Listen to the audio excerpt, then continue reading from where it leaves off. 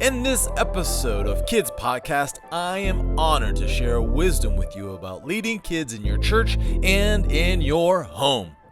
Dealing with kids is hard work, and I'm praying that we add some tools to your tool belt today. So let's dive into today's topic.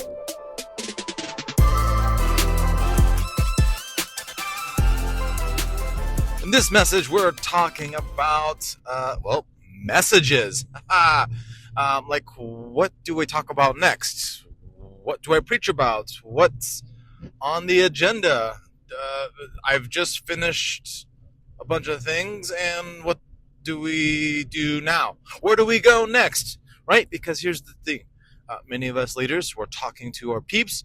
We are going through the curriculum, we're going through the plan, and we come to an end, and it's done and over, and where do I go from here?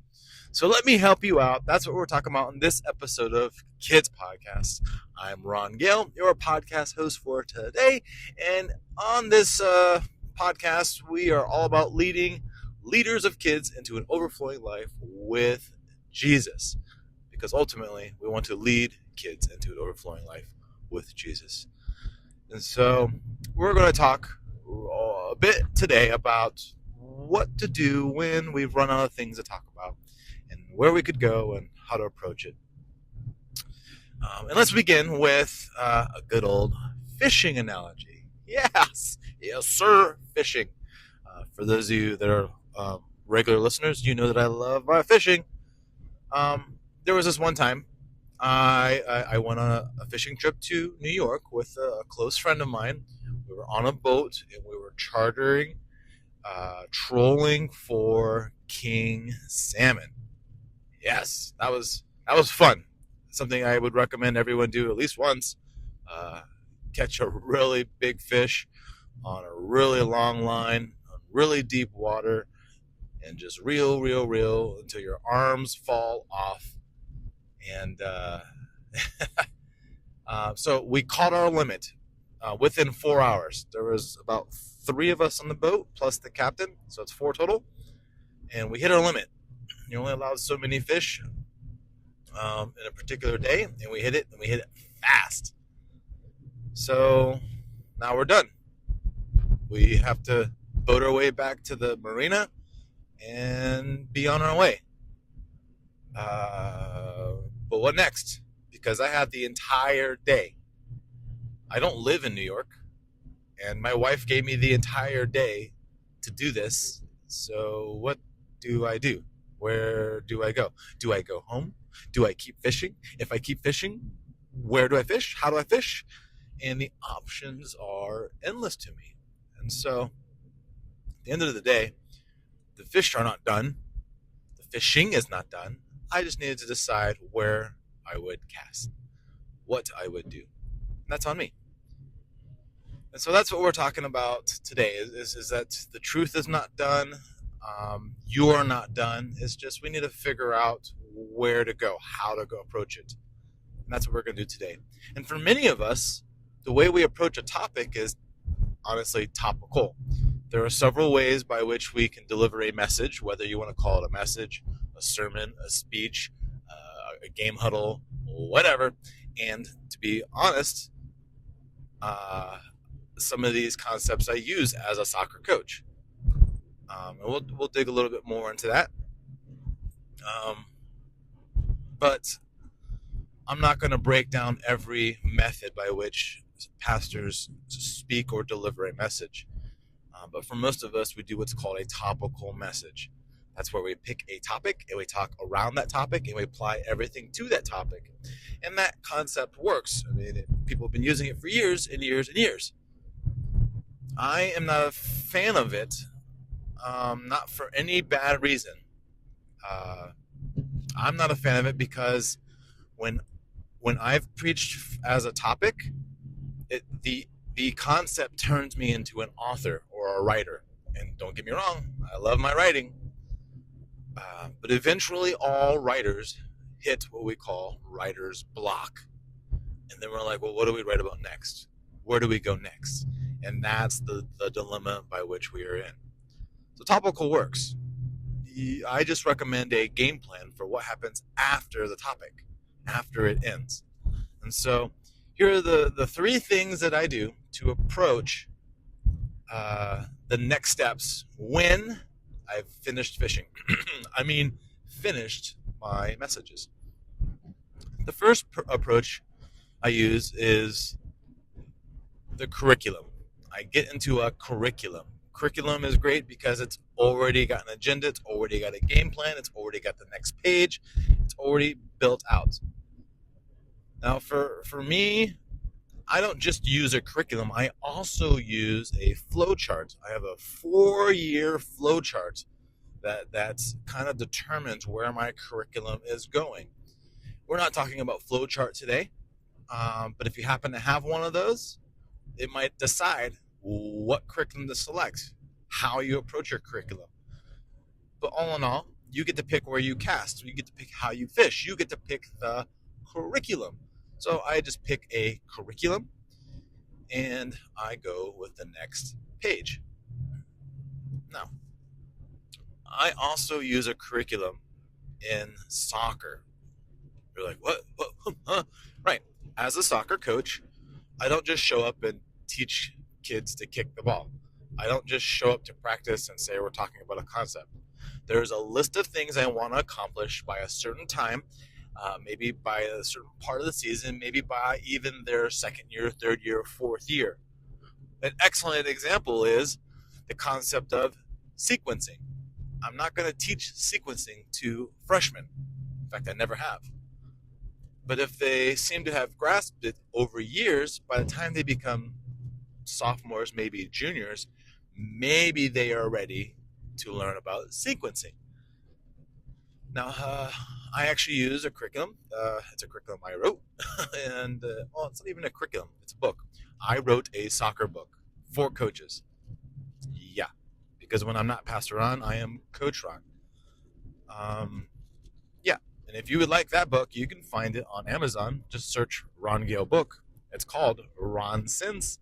It's spelled like nonsense, but without the N. It's an R. Ron Sense. I didn't name it. The kids named it. And I use the concepts in order.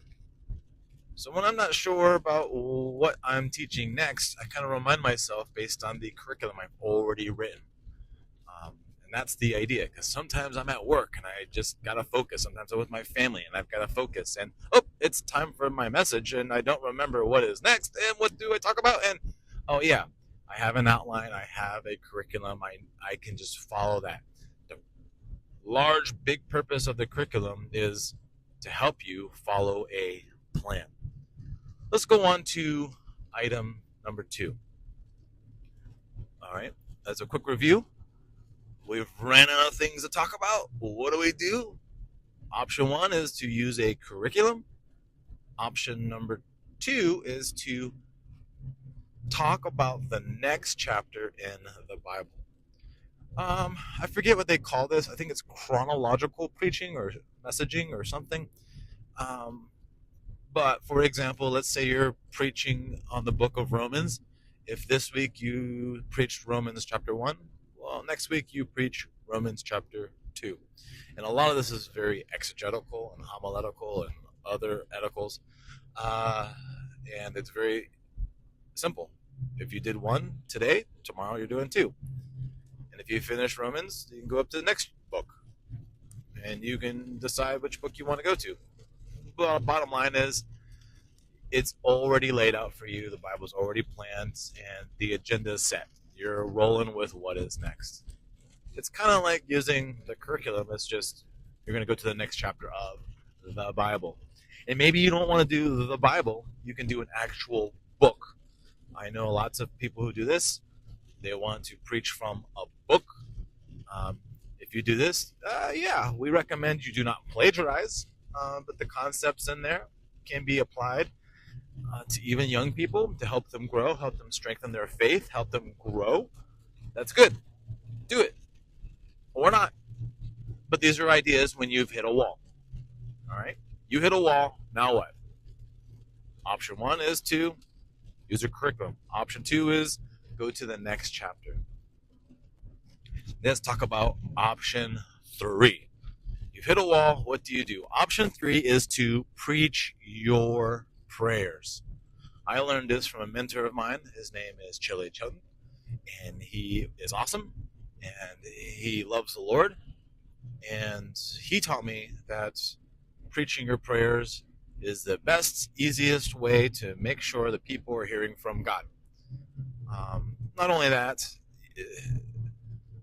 you begin to get passionate about what you're talking about because you're praying about it. You're not praying for a message. That's different. You're just preaching what you're already praying about. You're praying for the kids. You're praying for their calling. You're praying for whatever it is you're talking about. Maybe in your context, you're not praying, but you're preparing for the big game. You're preparing for life. You're preparing for whatever. Well, talk about the things that you're preparing for. That is already in your heart. It's already in your mind. It's already something you've rehearsed, thought through, and processed, and maybe even studied. It's already there. And so when you deliver it, you don't gotta fumble around with your words because it's already solidified in your mind. And so, as we wrap it up, my big recommendation is this. There's no right or wrong decision about where you go to fish when you're done fishing. You can go anywhere you want, however you want. The key point is that the truth is not over with. You're not over with. The kids are not over with. You just need to decide where to go, how to approach it. And so there's no right or wrong way of deciding if you want to do a curriculum, the next chapter of a book, or to talk about what you've been praying about. If there were a perfect way, we'd all be doing it and we'd all be excellent. But there's no perfect way. There's just what works for you. I like to say, lead with vision. Lead with vision. You have something on your heart and mind. You have something on your heart and mind that the Lord has given you. You have something that you've been planning for. Lead with that. Lead with where you're going to go. What's it going to look like? And a curriculum might get you there. Or not. A book might get you there. Or not. The Bible might get you there. So, lead with vision.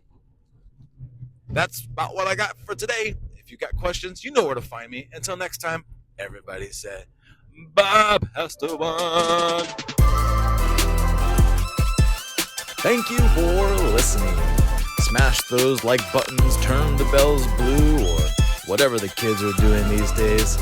At the end of the day, our goal is to raise little people to one day become big people.